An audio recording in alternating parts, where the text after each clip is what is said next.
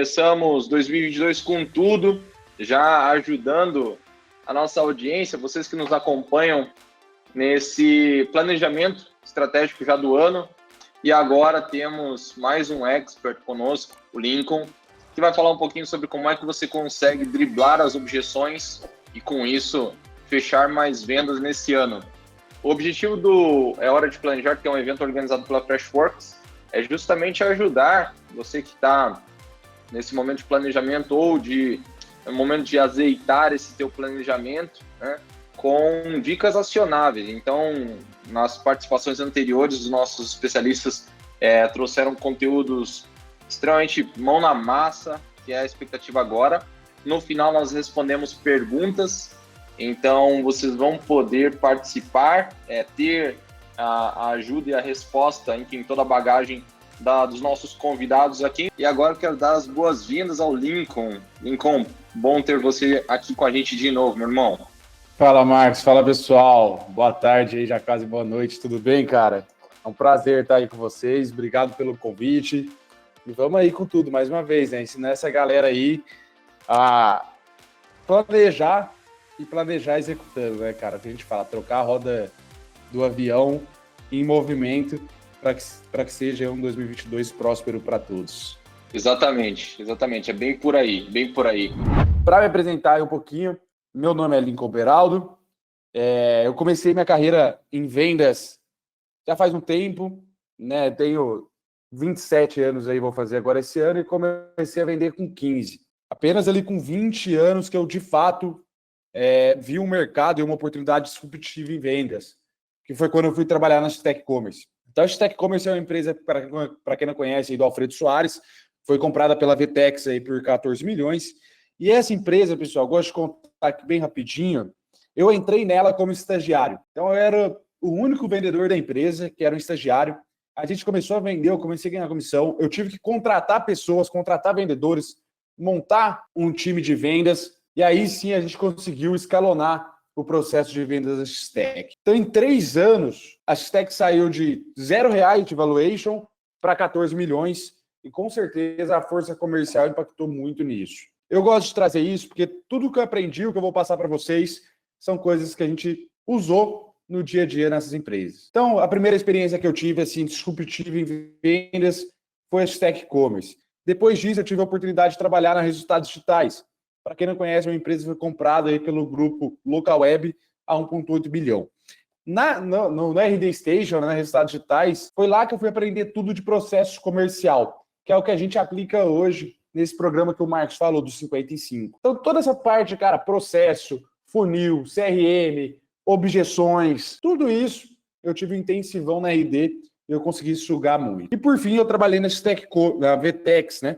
Que foi a quem comprou a Stack, né? Foi aí, abriu o IPO aí ano passado, 360 milhões de dólares, quase 3 bilhões de reais aí, então muita grana. E basicamente voltei para a VTEX ali para cuidar de canais. Então, cara, fui chamado depois de passar pela RD, pelo próprio Alfredo, cara, vem trabalhar na VTEX. Em 2019, né, era para estar aqui o slide, eu fundei a Geração Smartphone, então é a empresa que eu toco hoje, né. Basicamente, todas essas empresas, né, quando a gente fala de aceleração de vendas, de crescimento exponencial, tudo isso que o empreendedor gosta de escutar, né, soa bem no ouvido, empresa escalável, vendas escaláveis. Basicamente, todas essas empresas se baseavam nesses 3 livros aí. Primeiro, Spin Selling, como que eu uso uma técnica onde eu consiga perguntar, gerar valor e acelerar a negociação. Quem nunca viu esse livro, eu recomendo super a leitura do Spin Selling. Vamos falar que é uma bíblia, é o ABC para quem quer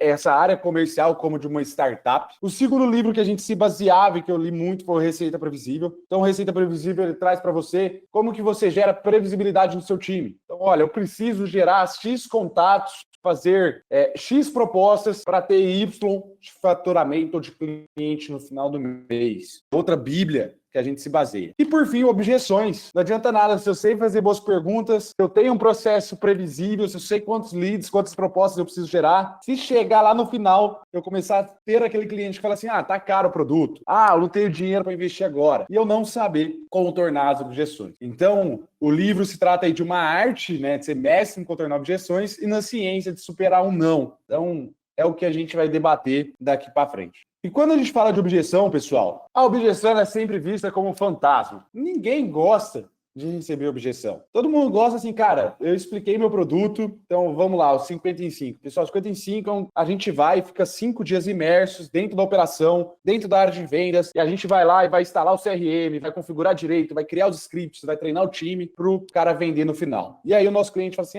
não, mas será que isso funciona? Qual que é o resultado que isso dá? Esse investimento é meio alto. Cara, ninguém gosta de ouvir isso. Eu gostaria de apresentar os 55 e já ir direto para venda. O cara fala, pô, tá certo, vamos fechar. Então, se você olhar no time de venda de vocês, né, para quem tem já uma equipe comercial, pode fazer essa pesquisa. Cara, quem aí gosta de receber objeção? Levanta a mão. Ninguém vai levantar a mão. Então, todo mundo enxerga como fantasma. Mas, na verdade, pessoal, a objeção, ela é uma natureza natural do humano. É algo que o cliente não fala não porque ele quer, ele não fala que tá caro porque ele quer. É uma defesa dele para ele tentar entender melhor o que é aquilo que ele vai colocar o dinheiro, ou qual o resultado que aquilo vai trazer para ele, ou qual vai ser a real dor que ele vai resolver na empresa dele. Então, sempre a objeção, ela aparece, né? Os vendedores desanimam e acham que ela é um momento negativo do processo de vendas. Quando na verdade, né, tá aí em verde, a objeção é o momento chave para você avançar negociações do seu funil. Então, sempre que tiver uma negociação com o seu time, que você tiver uma negociação, e essa negociação tá tendo uma carga de objeções ali, cara, toda hora o cara tá perguntando, é porque o cara tem dúvida, é porque o cara precisa ter segurança. E é aí que você ganha o projeto, né, que você ganha a venda da sua concorrência. Porque às vezes o seu concorrente, o vendedor do concorrente, cara, ele não vai ficar respondendo ali na maior boa vontade, sendo consultivo. Ele vai falar, cara, o preço é esse, pronto. Então, o primeiro ponto que eu quero deixar aqui, não trate a objeção como fantasma, trate como momentos chaves da negociação. Goste de receber objeção, porque é ali que você pode transformar ela em venda. Veja a objeção como sua aliada, para a gente partir para frente e ensinar vocês como contorna. Primeira coisa, tá? Fala com muitos vendedores, que às vezes tá lá o negócio no funil, tá lá o negócio no CRM, eu pergunto, cara, por que você não ligou? Pô, porque eu não sei, eu já mandei o WhatsApp para ele não respondeu. Tá, mas por que você não ligou? Liga pro cara, entende o que é. Não tenha medo do não e da objeção. É isso aqui que é o primeiro ponto que eu acho chave para a gente começar esse bate-papo, beleza? E o que são as objeções, né? Então, as objeções são dificuldades encontradas pelo seu potencial lead, seu potencial cliente para comprar o seu produto ou serviço. Ela não deve, como eu disse, repetindo mais uma vez, não deve te deixar triste, deixar seu vendedor desmotivado. Na verdade, ela serve para você qualificar seu lead e gerar valor em cima da solução. Toda vez que tem uma objeção, é a oportunidade de você gerar mais valor, de você qualificar cada vez mais seu lead. Então, como eu disse, se animem diante das objeções, diante das barreiras enfrentadas. E como que a gente contorna a objeção? E o livro, né, para quem quer ficar fera nisso, lá o livro de objeções, ele nos traz isso. A primeira coisa, pessoal, é a gente mapear as objeções padrões que existem na nossa operação. Eu vou mostrar aqui para vocês alguns exemplos disso. Tem o cliente que reclama de preço, tem o cliente que não sabe, vamos falar assim, fala que a qualidade do concorrente é superior. São os principais que a gente coloca aqui, né? Eu quero até ver no chat aí, se vocês puderem mandar, quais são as principais objeções que vocês recebem, de acordo com o produto e serviço de vocês. A grande questão, quando você se depara com uma objeção, é você respirar e você ter o controle dessa objeção. Então, cara, calma. Se o cara falou que tá caro, que o concorrente está mais barato, calma. O que eu preciso fazer é contornar isso.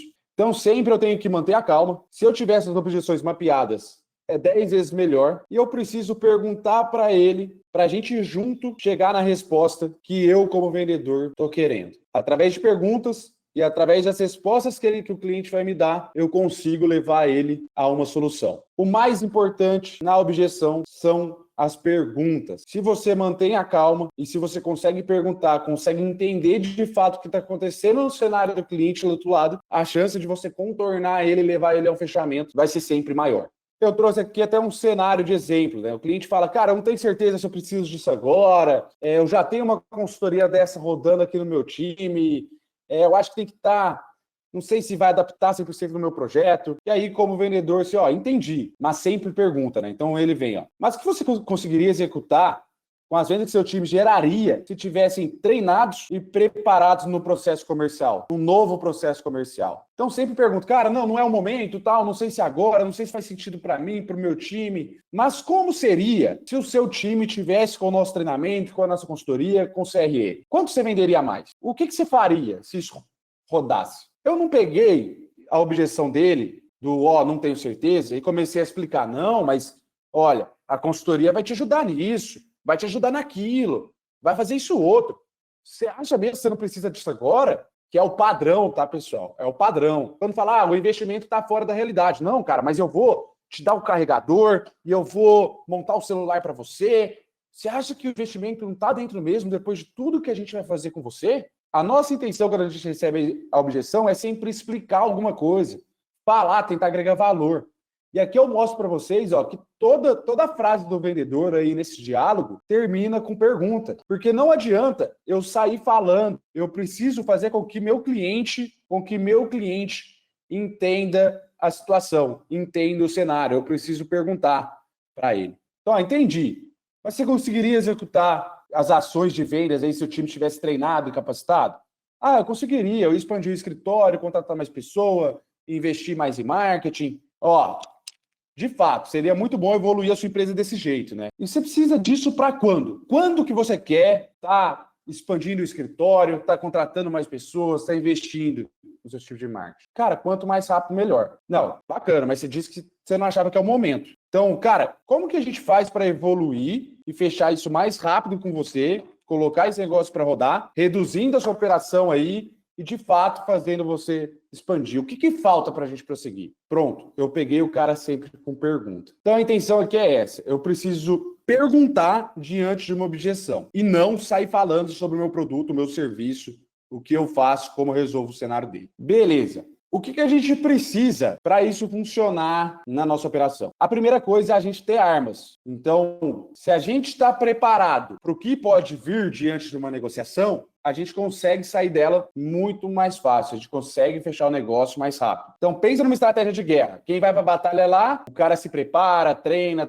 o time, treina todo mundo, e aí ele vai para a guerra, vai para a luta. O que é diferente em vendas? Não tem nada diferente. Então, toda negociação, pelo menos aqui dentro de casa, a gente tende a se preparar o que pode vir de objeções daquele cliente, com base na primeira conversa que a gente teve com ele, para sair dessas objeções. Isso é a primeira coisa. E a segunda, pessoal, que é assim, a gente está falando aqui de planejamento, de montar o seu 2022, fluxo de objeções. Faça isso na empresa de vocês. Eu vou mostrar aqui como que é esse fluxo de objeções. Mas o que você tem que entender? Que, basicamente, as primeiras objeções que o cliente dá, de tá caro, preço, não é a objeção real que ele tem sobre o seu produto ou sobre o seu serviço. É a objeção lá do primeiro slide que eu falei, a objeção humana. Cara, tá caro, eu não consigo investir nisso agora. Tá, mas se não tivesse que investir esse valor, a gente fecharia negócio? Não, fecharia, claro, de graça, né? Mas, cara, investir isso aí agora tá fora da realidade. Tá, se fosse para você investir, como você queria pagar isso? Como você poderia? Como que entra dentro do seu cenário esse investimento? Lincoln, se a gente parcelar aí numas 10, talvez eu consiga, né? Porque daí fica uma parcelinha menor, ajuda no meu fluxo de caixa. Tá, então você está falando que o problema seu aí é fluxo de caixa. É só questão do pagamento, você não tem esse capital para investir agora. É isso? Não, é isso. Então, a objeção não era tá caro, não era preço. A objeção é forma de pagamento, fluxo de caixa. Porque se não tivesse que pagar, ele faria comigo. Mais uma vez, perguntas. E o fluxo de objeção, que é esse que eu coloquei do lado direito que eu vou mostrar para vocês, ele ajuda vocês nisso. A terem saídas ou a dar saídas para o time de vocês toda vez que eles tiverem uma objeção. Então aqui eu deixei aqui um linkzinho. Queria compartilhar com vocês um trabalho que a gente fez em uma indústria, tá? Esse aqui é o fluxograma de objeções da Plástico MB, uma indústria que a gente atende. Basicamente lá, vou dar aqui o nicho, tá? Que eu não sei, tem 50 pessoas ao vivo aí, mas eu não sei o nicho de vocês. Lá na Plásticos MB, eles vendem plástico. Então, eles vendem balde, vasilhas, né? Cara, tudo quanto é peça de plástico. Agora, você imagina você agregar valor no lixo, num balde, numa vasilha. Então, quando eles procuraram a gente, a principal dor deles é assim: Lincoln, meu time está aqui falando com o cliente, né? O cliente deles são lojistas, são pessoas que compram para revender. E aí, cara, meu concorrente é muito barato. E chega aqui, fala de preço, meu time não consegue fechar a negociação. Ou, às vezes, ele fala que o mercado está parado por causa da pandemia, meu time não consegue fechar a negociação. O que a gente pode fazer? Falei, Vitor, vamos fazer o fluxo de objeções, é o contorno de objeções. Então, basicamente, primeiro passo que a gente tem que fazer para fazer isso, mapear nossas principais objeções. Então, aqui está um exemplo. Estou com o estoque parado, o mercado está totalmente parado, o preço está fora, eu estou com pressa, ocupado, eu não posso atender agora. Word, papel e caneta, anota as principais objeções, os principais motivos que você perde venda hoje. O cara fala do outro lado e você não consegue contornar esse cara. Feito isso, pense em perguntas. Se vocês verem aqui, esses losangos que estão aqui, se não me engano é losango, tá o nome. Todos eles são perguntas. Como eu disse, a gente contorna a objeção, não é saindo falando, a gente precisa perguntar. Então, eu gosto de gerar o máximo de pergunta aqui para o meu time ter o que trabalhar. Então, você pode fazer isso no seu time, tá? Pega, mapeia as principais e as perguntas. Vamos aqui ao exemplo prático, tá? Chegava lá no time comercial, não, a MB é muito cara. Tá, não, mas é cara em relação a quem? E isso aí já era padrão. Os clientes sempre falam, não, mas o concorrente é mais barato. Aí eu vou nessa, que eu dei exemplo agora há pouco. Certo, se você pudesse escolher no mesmo preço, entre eu e o concorrente, a gente fechasse o mesmo valor, qual que você levaria? E ele tem os caminhos. Levaria o do concorrente. Por que você levaria o do concorrente? Por conta de problemas anteriores. Beleza, mapeei o problema. Não. No mesmo preço, eu levaria a MB. Que legal que você levaria a MB. Então, a gente concorda que o nosso produto hoje é o melhor do mercado, né? Não, de fato, é um produto bom, mas o problema é que eu não tenho margem, o produto não gira aqui no meu estoque, e a gente vai na argumentação. Então, primeiro, eu perguntei, esperei a resposta dele, e aí que eu dei a argumentação.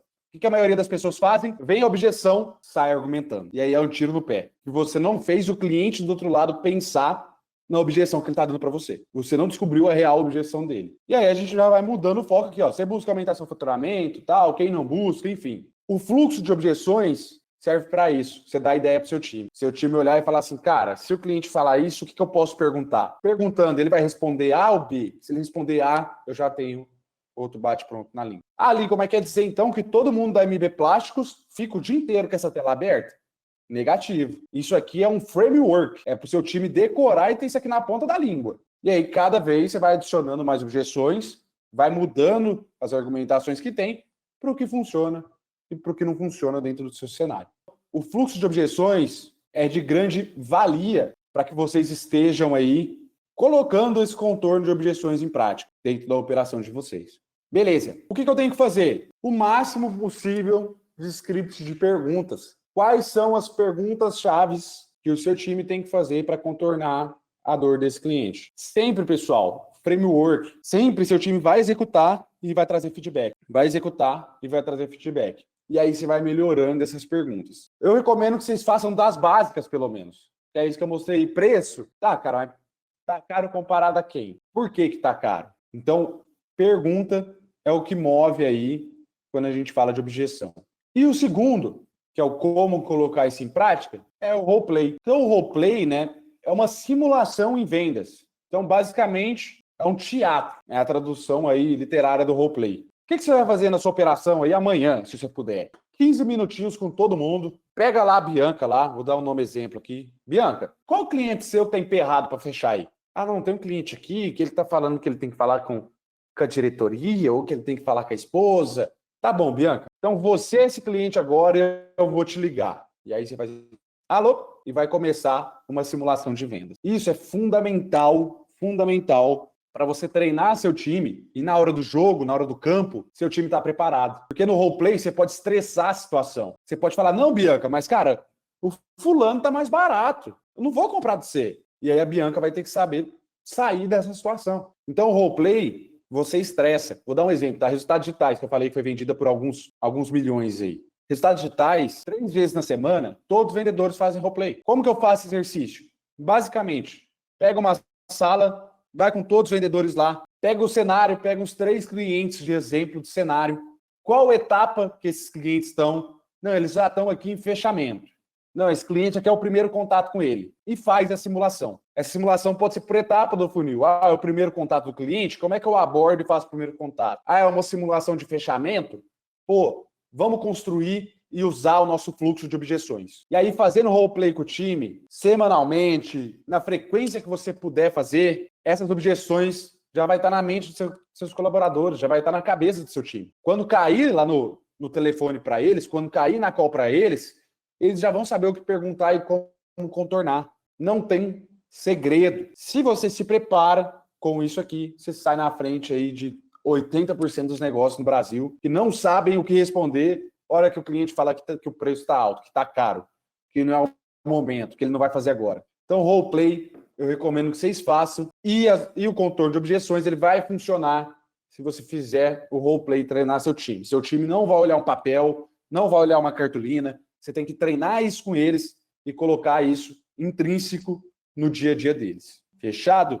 Bem rápido aqui para finalizar. Treino é treino, jogo é jogo. Então, o contorno de objeções é você criar as perguntas certas, você treinar com o seu time para que isso aconteça na prática. Eu sei que eu estou sendo um pouco redundante aqui e falando um pouco as mesmas coisas, mas é porque não tem segredo. O Marquinhos falou, Lincoln, o evento vai chamar a hora de planejar e tal. Eu falei, cara, vamos trazer contorno de objeções? Porque as empresas não têm isso e não tem segredo para você montar o seu. É só você imaginar o cliente falando a objeção e a pergunta que você vai quebrar esse cliente. Fez a pergunta, vai ter uma resposta. De acordo com essa resposta, você vai caminhando ele para a jornada que você quer levar. Você, como vendedor, ou seu time como vendedor, tem que ter o controle da call. Tem que estar conduzindo a call. E não assim, pô, chegou a objeção, puta, e agora? O que eu falo? Meu Deus do céu, tá trazendo mais uma. Puta, mas eu já expliquei isso para ele antes. Eu já expliquei que o nosso processo é presencial. Ele não entendeu ainda. Ao invés de se desesperar, perder a calma, saiba o caminho que você vai usar, vai jogar e vai levar esse cliente. Fechado? É isso. Bora vender. Eu vou começar com a primeira aqui e você pode ficar bem à vontade de comprar para aprofundar se você quiser. Essa é uma dúvida que acho que todas as empresas enfrentam sobre como replicar, sabe? Então a pergunta ela é assim, como replicar bons vendedores? E aí a gente sabe que o desafio de você formar um vendedor ele é grande, mas ele aumenta na medida que você tem 2 vendedores, você precisa ir para 4, 4 para 8, 8 para 16, porque aí não é só o vendedor, você tem lead, você tem processo, tem uma série de coisas. Então diz aí, na tua opinião, como é que as empresas, as pessoas que estão participando aqui, como é que elas podem replicar bons vendedores? Olha, eu acho que criando um processo, entendendo esse vendedor bom, o que ele faz no processo dele. Então, provavelmente, ele vai ter pergunta-chave, provavelmente ele faz mais follow-up que outros vendedores, provavelmente ele prospecta mais. Alguma coisa diferente esse cara que é um bom vendedor faz. Traz isso em números e replica para o time. Cara, fulaninho faz 100 prospecções por dia. O que a gente faz para você chegar em 100 prospecções por dia? Acho que a primeira coisa, né, Marquinhos, é ter essa base de processo para você conseguir ver o que o cara de fato está fazendo. Fez isso, cara? Replica para outro vendedor numericamente, metrificado, o que ele precisa fazer para alcançar o resultado. O que muda muito que a gente vê é essa questão que eu falei aqui na call. Treinamento. Pega esse cara que é um bom vendedor e põe para vender para o cara que não está tão bem assim. Faz vice-versa, faz um vender para o outro. Como eu disse, tem perguntas-chave ali, tem alguma coisa diferente que esse cara está fazendo. Porque às vezes, se a gente ficar só no número, o número ele não traz qualidade. O roleplay é para a gente ajustar a qualidade. Recomendo o máximo, se você puder, possível, processo. Script, qual o padrão de pergunta que eles têm que fazer, qual que é o mínimo de número em si, metrificado de prospecção, de orçamento, de apresentação de orçamento e, por fim, essa questão de treinamento, cara, que às vezes eu vejo pouco as empresas fazendo treinamento. Elas ficam assim, cara, tem que ligar, vender, faz aí, mas não para 20, 30 minutos com o time, não senta todo mundo numa roda e tenta um vender para o outro, e tenta um contar uma negociação difícil que teve, um problema que teve com o cliente. Essa troca de experiência, para mim, é fundamental. Eu acho que são esses 3 pontos aí, cara, que eu colocaria para a gente poder replicar bons vendedores. É o que a gente tinha na RD. Então, na RD foi o time que eu trabalhei, que era 50 vendedores, 50 pessoas, e, cara, você olhava para o lado e falava assim, nossa, esse cara é muito bom, velho. Você olhava para o outro lado e falava, nossa, esse cara é fera demais. É porque todo mundo tentava fazer o máximo possível do processo bem feito. Animal. Acho que tem relação com essa pergunta, então vou antecipar ela e trazer aqui.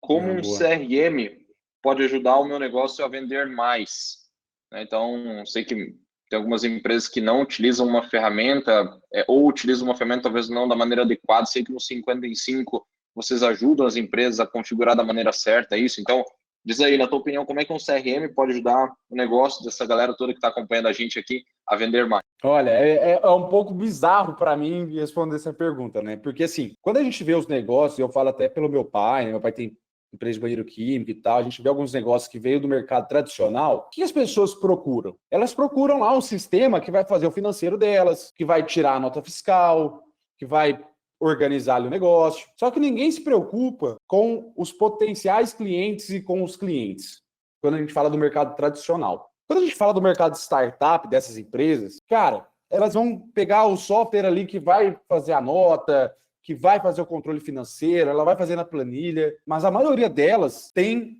um CRM, né? Um Customer Relationship Manager, nome bonito aí da sigla CRM. Como o CRM te ajuda? Vou te fazer algumas perguntas aí para provocar. Primeira coisa, com quantas pessoas você ou seu time falou no último mês? O CRM ele te daria esse número. Segunda coisa, das pessoas que você falou e não fechou negócio, por que você não fechou? O CRM ele vai te mostrar por que você está perdendo suas vendas. É porque o preço está alto, é porque fechou com concorrente. Terceiro, se organizar. Ninguém, não tem como mais, ainda mais no volume da geração que a gente está hoje, se organizar, cara, com papel e caneta. O CRM, a maioria deles do mercado hoje, tem uma agenda. Vai fazer com que você não esqueça esse cliente que falou contigo em algum momento. E por fim, que eu acho que é a última pergunta que eu gosto de matar, né? Quanto de proposta você tem na rua hoje? Quantos mil tem na rua que pode fechar ainda dentro desse mês? Tudo isso que eu falei é numérico, né? É tudo métrica, é tudo para a gente mensurar.